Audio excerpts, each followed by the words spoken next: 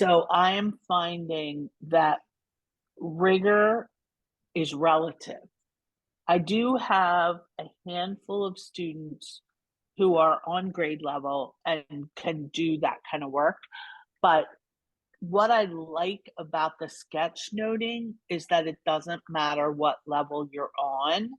You can sketch your understanding, and it doesn't matter what your neighbor sketches, if that makes any sense. So that's something I really want to try to see, particularly in math and reading, to see if we can get some of that stuff from them to deepen their understanding, because I'm finding retention is a huge issue, not with everybody, but with a certain number of students. And if I can get them to sketch their understanding of math and give them ample time to do it, because we're always so rushed for time. So if I can break out a certain amount of time to have them sketch their understanding, even if it is that I do something a little bit different with I'm really intrigued to see if that helps. Sketch your understanding, and then I'll take a look at or take a picture, upload it to Seesaw, so I don't have to carry home 20 math notebooks, but I can see sort of their understanding path and what they understand, and then what they think they understand and they really don't understand, and how I can redirect that in small groups over the next few days.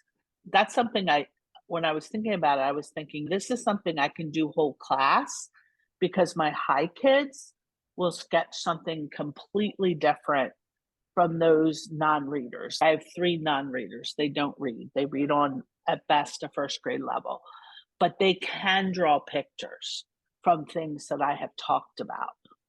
That's something I want to try.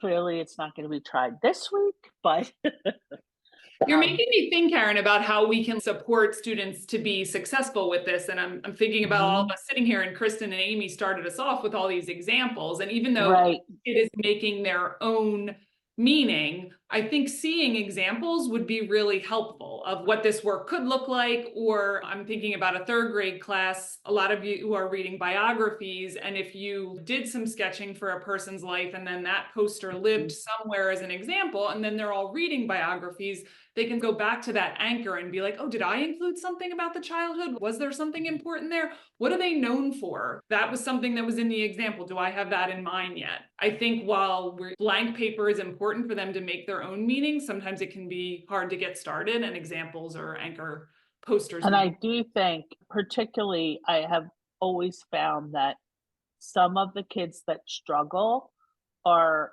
very comfortable creatively, artistically, that kind of stuff. Not always. Some of them hate art and hate reading and hate everything else.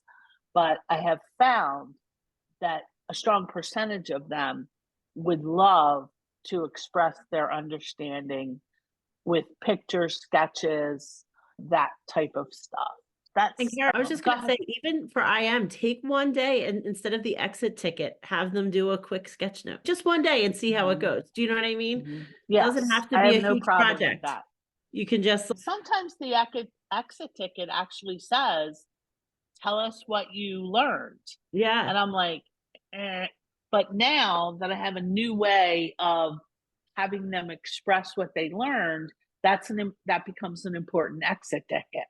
If I say draw, or I change the directions, which I can do, it becomes then a much more differentiated answer to the question, because you don't have to write words. I don't have to say, Miss Beck, how can you spell? How do you spell? How do you spell? Just draw a picture. You know what I mean? That it takes the spelling issue out of it. It takes all of that out of it, and they can just sketch it. Now, I would leave it open for students who would prefer to write. I'm okay with that. I probably would have been one of those, because my artistic ability is limited at best, but I'm a good writer, so I would probably have written it. Do you know what I mean? So I think it is, I don't think sketching notes would have worked for me, but I think it will work for a significant number of students if you give them the option to just write as well. Karen, I think that's so important. And we talk about this when we do our training for EDI and theme 4, and we lean on UDL, the multiple means of representation and multiple means of engagement, giving students choice about how we're assessing their learning. It doesn't matter, right, if we're accepting an essay that was written or typed or a sketch, right? If they can show that they learn the concepts that we're trying to deliver, that's what we're looking for as teachers. So I love where you're going with this, and offering students multiple ways to show their learning. I think you're going to see great success, and we're here to do that.